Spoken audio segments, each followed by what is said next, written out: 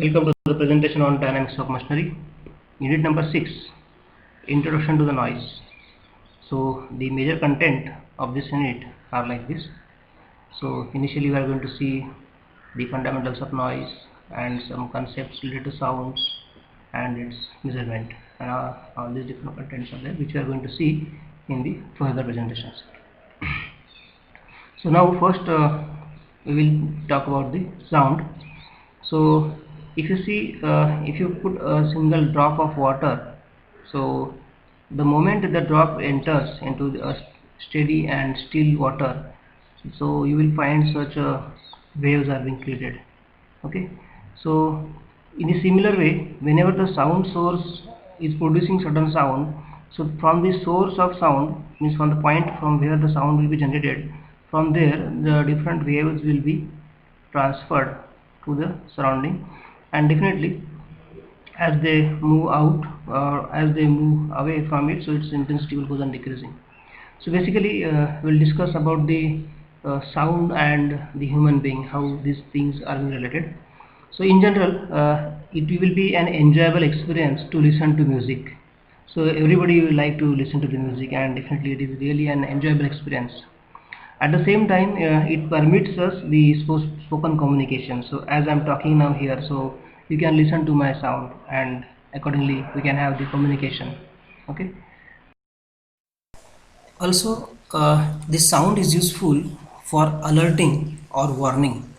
So for example, when we are working somewhere and suddenly the telephone rings, so ringing of telephone is nothing but giving an idea to us that something is calling you.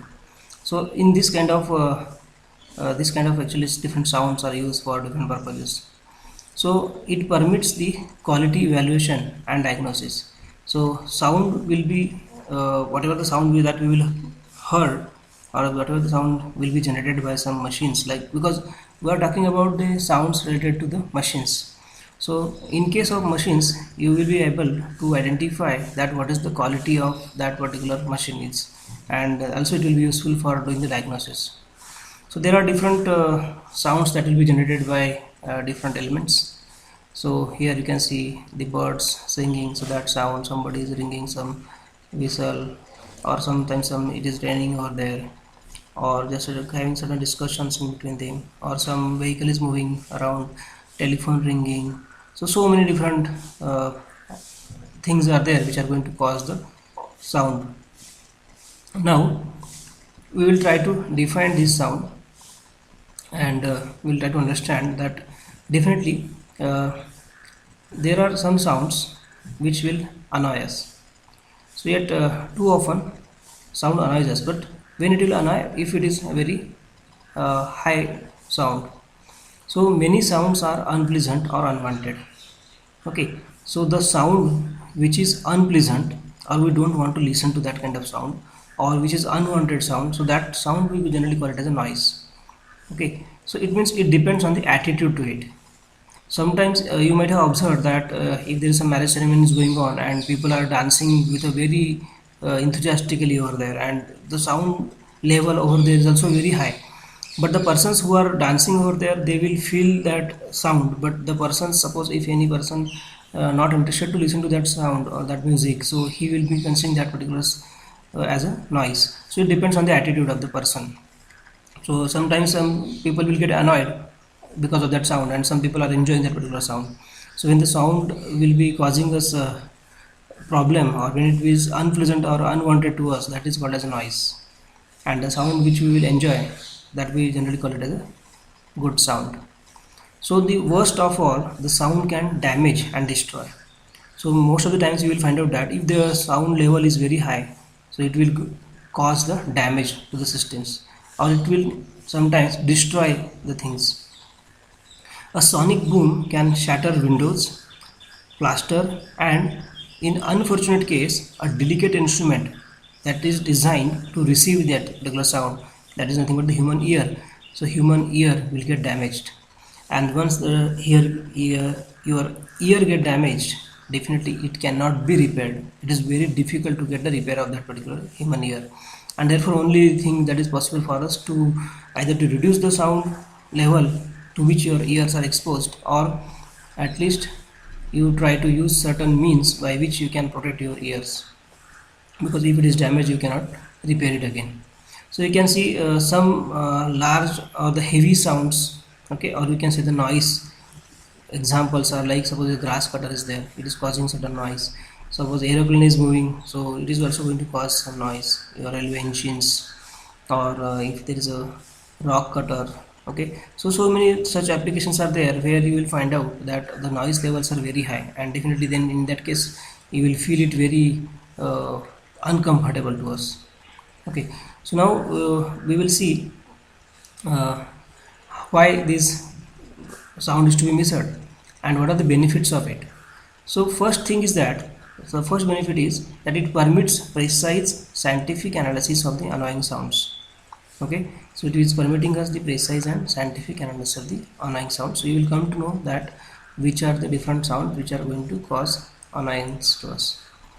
Also, it provides clear indication of when a sound may cause hearing damage and permits corrective measures. So you will come to know that if a particular sound is there which is going to cause hearing damage, so you will take certain corrective measures to avoid that. And it permits the improvement of quality of lives. So definitely the quality of life can be improved by this. Now, what is sound? So I think now you might have got a clear idea that what exactly sound is, and now we will try to define this in a proper way. So it is defined as any pressure variation. So it is a variation in pressure that may be in air, water, or in any other medium that a human ear can detect. So actually it's a difference in air pressure which we can detect by our ear. Okay, that may be in any medium. So sound is a form of energy which is emitted by a vibrating body. So definitely vibrating body is going to produce that particular sound, and on reaching the ear causes the sensation of hearing through the nerves. So you will receive those sounds created by the vibrating body, and it will be given as a sensation of hearing through the nerves. Okay, so sound produced by all vibrating bodies are not audible. So there are so many vibrating bodies are there, but all the sounds are not audible to the human ear, because there is certain range of the frequency with which we can detect that particular sound. So the frequency limits of audibility are from 20 hertz to 20,000 hertz. So in this range, if your frequency of the sound is there, then we can hear that particular sounds. Okay, so this is what about the sound, and now we will try to define the noise. So a noise problem generally consists of three interrelated elements, that is a source, means from where this noise will be generated, the receiver to whom that sound will be received, and through which path, that is the transmission path. Okay, so source, path and receiver, these are the three major components of the noise transmission. So this transmission path is usually the atmosphere. So in general, whenever we see they are having some industrial area or maybe some offices, so in this case the source, path and receiver, these are the major three components, and atmosphere is nothing but the transmission path. So this noise may be continuous or may be intermittent. Okay, so you can see here, now here the noise source is there and here is the receiver, but if there is a certain barrier in between that, so definitely this sound will get affected when it is going to reach to the receiver because of this barrier. So noise may be of high frequency or of low frequency, which is undesired for a normal hearing. Okay, so frequency of the sound can be different, so it may be a low frequency sound or maybe high frequency sound. Generally the girls are having high frequency sound, while the boys are having low frequency sound. Okay, so noise may be continuous or it may be intermittent, so that depends how it will be. Now we will see how we are going to measure this particular sound. So generally sound is measured using two parameters. One is amplitude and that too in decibel. So you are going to express this sound in terms of amplitude but in decibel, and that sound will be having some frequency and that frequency will be expressed in terms of hertz. So generally, if your sound is less than 20 hertz frequency, then it is called as infrasonic sound, and if it is more than 20,000 hertz frequency, then it is called as a ultrasonic sound. Okay, so generally in this range it is audible range 20 hertz to 20,000 hertz, but if it is less than that it is infrasonic, if it is more than that it is ultrasonic. Now let us try to define this decibel term. Now what do you mean by decibel, and why you are using this amplitude measurement in terms of decibel? So the decibel is the weakest sound that a healthy human ear can detect, okay, and is 20 millionth of a pascal. Okay, that is nothing but written as a 20 micropascal. It is so small that it causes the membrane in the human ear to detect a distance less than the diameter of a single atom.